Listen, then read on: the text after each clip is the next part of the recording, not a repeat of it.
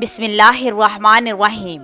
ایک صحابی کے نکاح کا ایمان افروز واقعہ۔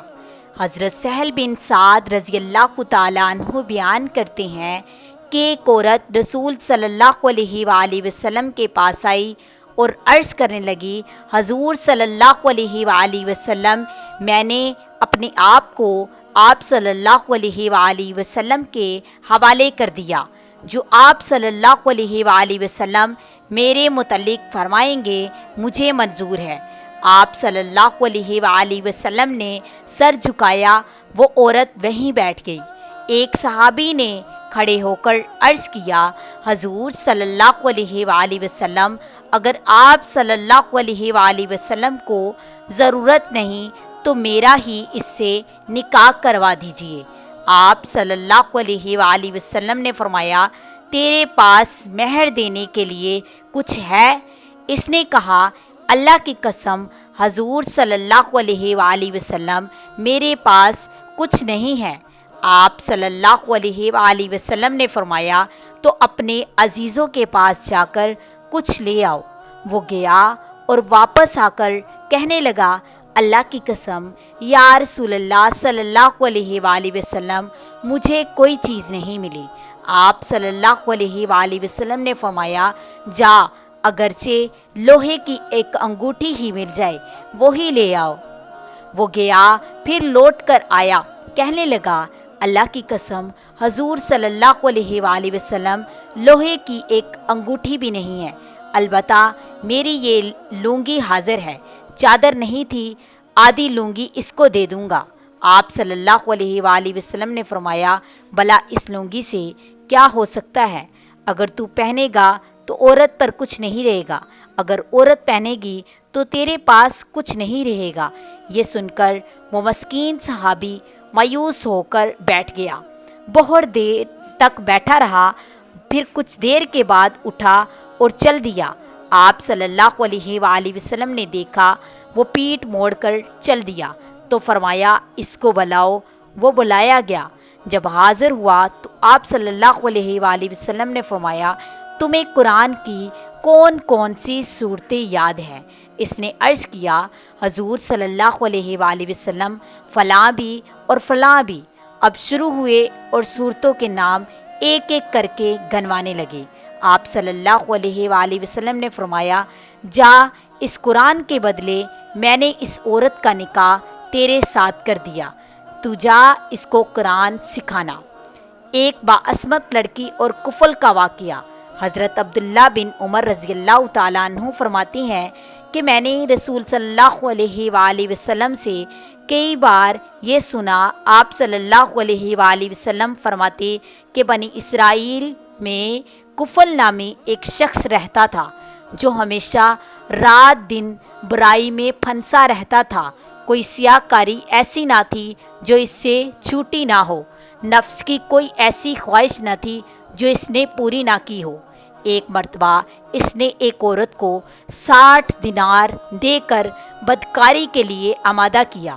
جب وہ تنہائی میں اپنے برے کام کے ارادے پر مستعد ہوتا ہے تو وہ نیک بخت عورت بید لرزہ کی طرح تھرانے لگتی ہے، اس کی آنکھوں سے آنسوں کی جھڑیاں لگ جاتی ہیں، چہرے کا رنگ فک پڑ جاتا ہے، پھیکا پڑ جاتا ہے، رونگٹے کھڑے ہو جاتے ہیں، کلیجہ بھانسوں اچھلنے لگتا ہے۔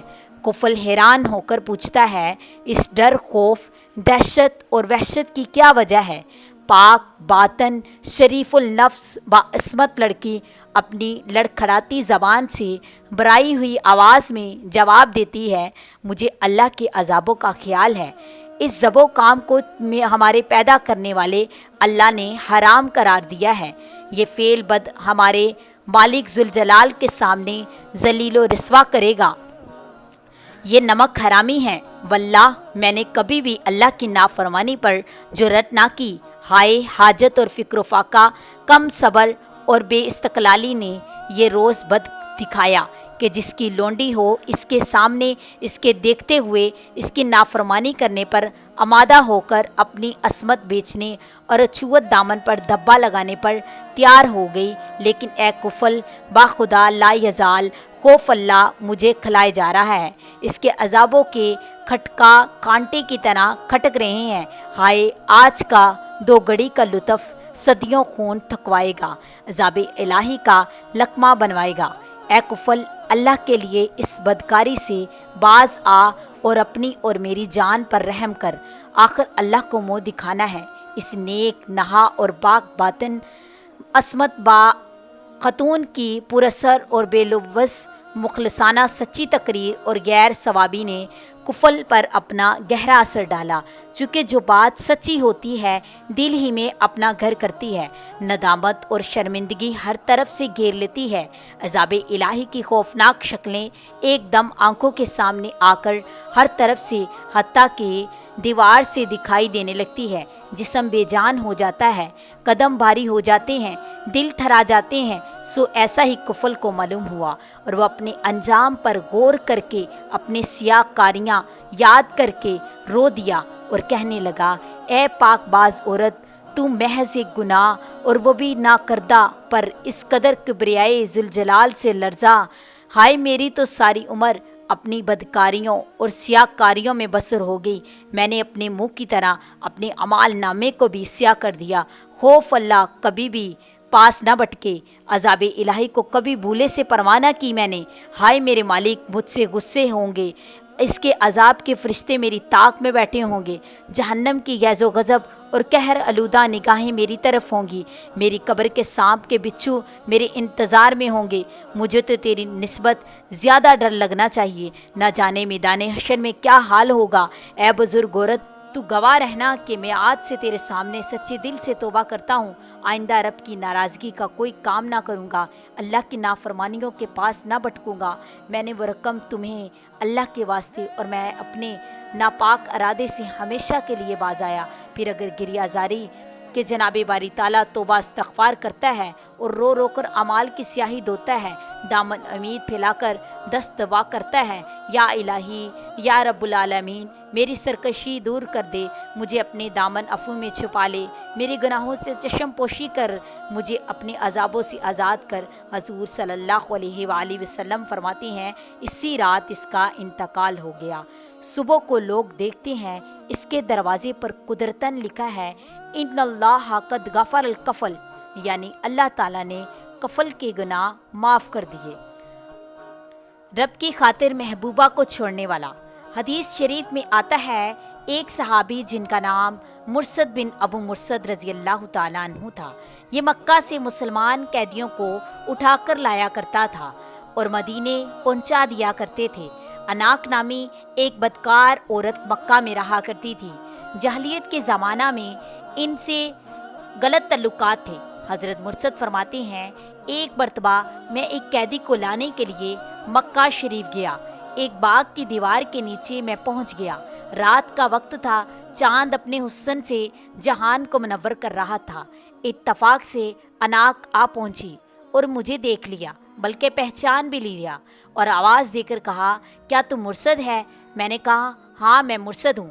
اس نے بڑی خوشی ظاہر کی، مجھ سے کہنے لگی، چلو رات میرے پاس گزارنا۔ میں نے کہا، اناک، اللہ تعالیٰ نے زنا کاری حرام کر دی۔ جب وہ مایوس ہوگی تو اس نے مجھے پکڑوانے کے لیے گل مچانا شروع کر دیا اور آواز دی، اے خیمے والو، ہوشیار ہو جاؤ، دیکھو چور آ گیا ہے، یہی ہے جو تمہارے قیدیوں کو چرایا کرتا ہے۔ لوگ جاگ اٹھے اور 8 آدمی مجھے پکڑنے کے لیے میرے پیچھے دوڑے۔ میں مٹھیاں بند کر کے خندق کے راستے بھاگا اور ایک غار میں جا چھپا۔ یہ لوگ میرے پیچھے ہی غار پر آ پہنچے، لیکن میں انہیں نہ ملا۔ یہ وہیں پیشاب کرنے کو بیٹھے، واللہ ان کا پیشاب میرے سر پر آ رہا تھا، لیکن اللہ تعالیٰ نے انہیں اندھا کر دیا۔ ان کی نگاہیں مجھ پر نہ پڑی، ادھر ادھر ڈھونڈ کر واپس چلے گئے۔ میں نے کچھ دیر گزار کر جب یہ یقین کر لیا کہ وہ پھر سے سو گئے ہیں تو یہاں سے نکلا، پھر مکہ کی راہ لی اور وہیں پہنچ کر اس مسلمان قیدی کو اپنی کمر پر چڑھایا اور وہاں سے لے بھاگا، چونکہ وہ بھاری بدن کے تھے۔ جب ازغر میں پہنچا تو تھک گیا۔ میں نے انہیں کمر سے اتار کر ان کے بندن کو کھول دیے اور آزاد کر دیا۔ اب اٹھاتا چلاتا مدینے پہنچ گیا۔ چونکہ اناک کی محبت میرے دل میں تھی، میں نے رسول صلی اللہ علیہ وآلہ وسلم سے اجازت چاہی کہ میں اس سے نکاح کر لوں۔ تو آپ صلی اللہ علیہ وآلہ وسلم خاموش رہے۔ میں نے دوبارہ یہی سوال کیا، پھر بھی خاموش رہے۔ پھر میں نے سوال کیا، پھر بھی خاموش رہے۔